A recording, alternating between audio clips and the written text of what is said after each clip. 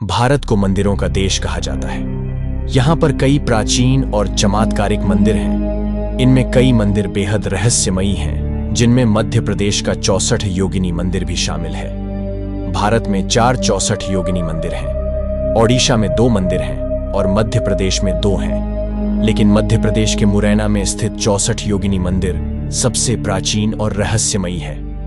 भारत के सभी 64 योगिनी मंदिरों में यह इकलौता मंदिर है जो अभी तक ठीक है। मुरैना में स्थित यह मंदिर तंत्र मंत्र के लिए दुनिया भर में जाना जाता था।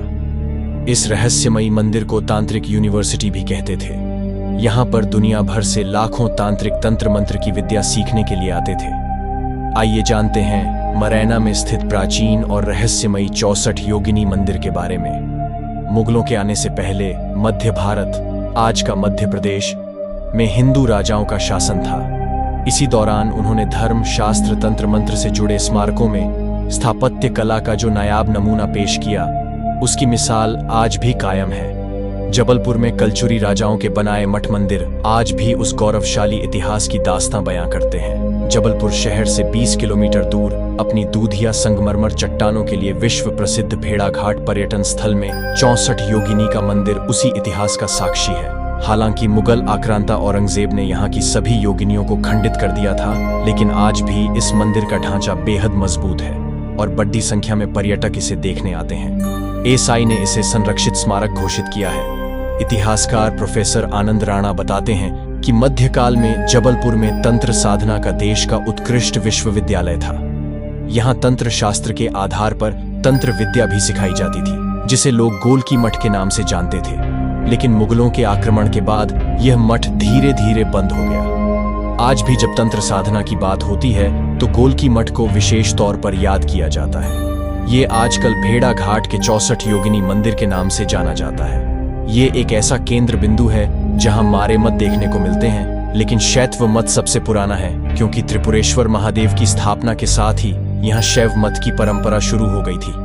हालांकि शैव मत दक्षिण भारत में ज्यादा प्रचलित था, लेकिन यहाँ अन्य मतों का भी समावेश रहा। जबलपुर के भेड़ाघाट की प्रसिद्ध संगमरमर चट्टानों के पास करीब 250 मीटर की ऊंचाई पर स्थित इस मंदिर में देवी दुर्गा की 64 अनुषंगिकों योगिनियों की प्रतिमा है।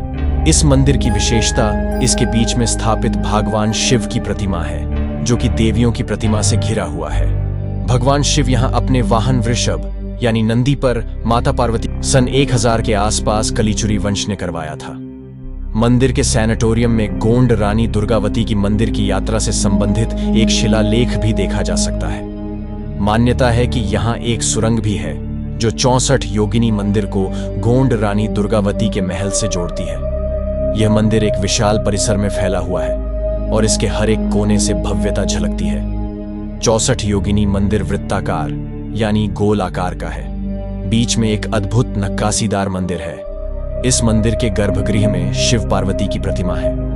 इतिहासविद बताते हैं यह प्रतिमा दुर्लभ है। वृषभ यानी नंदी पर सवार श्रृंगार युक्त ऐसी प्रतिमा देश में और किसी जगह पर नहीं है। इतिहासकार के अनुसार यह मंदिर 10वीं शताब्दी का है। मंदिर त्रिभुजाकार 81 कोणों पर आधारित है, जिसके प्रत्येक कोण पर योगिनी की स्थापना की गई थी। 12वीं शताब्दी में गुजरात की रानी घोसल देवी ने यहाँ गौरी शंकर मंदिर का निर्माण कराया था। बताते हैं कि चालुक्य राजकुमारी नौहल्ला देवी जब यहाँ आईं, तो युवराज देव प्रथम और नौहल्ला देवी ने यहाँ पर गोलकी मठ की स्थापना की।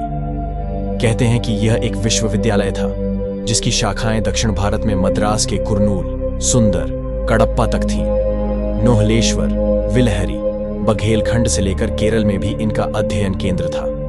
शहर के त्रिपुरी, बटुक भैरव भी अध्ययन केंद्र थे। दरअसल गोलकी मठ विश्वविद्यालय था जिसमें 64 योगिनियों की स्थापना की गई थी। बताते हैं कि आदिकाल से ही राजा युद्ध, सुख समृद्धि सहित अन्य कामनाओं के लिए 54 योगिनियों की स्थापना कराते थे। औरंगजेब के हमले के बाद वर्तमान में गोलकी मठ में अंग भंग वाली 64 योगिनी बची हैं। आनंद राणा बताते हैं कि राजकुमारी नौहल्ला दक्षिण भारत से आई थी, जहां शैव मत का विशेष महत्व है। यहाँ आने के बाद उन्होंने कई शिव मंदिरों का भी निर्माण कराया। उन्होंने अपने शासनकाल में जबलपुर के निकट भेड़ाघाट में एक पहाड़ी पर देश के सबसे बड़े विश्वविद्यालय का निर्माण कराया, जो तंत्र साधना के लिए प्रसिद्ध था। इसके अध्ययन केंद्र देश भर में थे। कालांतर में मुगल आक्रांता औरंगजेब ने गोलकी मठ में 64 योगिनी की प्रतिमाओं को भी खंडित कर दिया, जिसके बाद यह केंद्र बंद हो गया। हालांकि इस मंदिर को लेकर कई मान्यताएं और किंवदंतियां भी हैं। कहते हैं कि जब एक बार भगवान शिव और माता पार्वती भ्रमण के लिए निकले तो उन्होंने भेड़ा घाट के निकट एक ऊंची पहाड़ी पर विश्राम करने का निर्णय किया। इस स्थान पर सुवर्ण नाम के आर्षि तपस्या कर रहे थे, जो भगवान शिव को देखकर प्रसन्न हो गए और उनसे प्रार्थना की कि जब तक वो नर्मदा पूजन कर वापस न लौटें, तब तक भगवान शिव उसी पहाड़ी पर विराजमान रहे। नर्मदा पूजन करते समय आर्षि सुवर्ण ने विचार किया कि यदि भगवान हमेशा के लिए यहाँ विराजमान हो जाएं, तो इस स्थान का कल्याण हो, और इसी के चलते आर्षि सुवर्ण ने नर्मदा में समाधि ले ली। इसके बाद से कहा जाता है कि आज भी उस पहाड़ी पर भगवान शिव की कृपा भक्तों को प्राप्त होती है। माना जाता है कि नर्मदा को भगवान शिव ने अपना मार्ग बदलने का आदेश दिया था, ताकि मंदिर पहुंचने के लिए भक्तों को कठिनाई का सामना न करना पड़े। इसके बाद संगमरमर की कठोरतम चट्टानें मक्खन की तरह मुलायम हो गई थीं, जिससे नर्मदा को अपना मार्ग बदलने में किसी भी तरह की कठिनाई नहीं हुई।